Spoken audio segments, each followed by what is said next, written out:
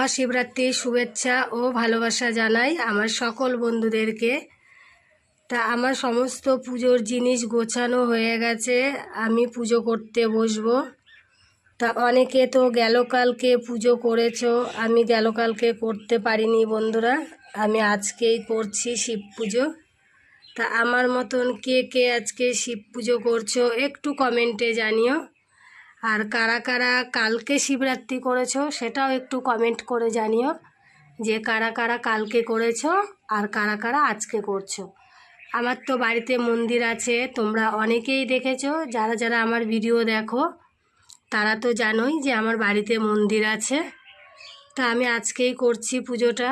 তা দেখো আমার সমস্ত জিনিস গোছানো কমপ্লিট হয়ে গেছে, আমি পুজোয় বসবো, তাই ভাবলাম তোমাদের সঙ্গে একটু ভিডিওটা শেয়ার করি।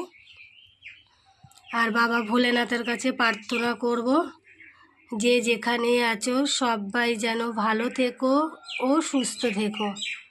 আর আজকে শিবরাত্রির ব্রতটা তোমাদের অনেক অনেক ভালো কাটুক, তোমরা সবাই ভালো থেকো ও সুস্থ থেকো।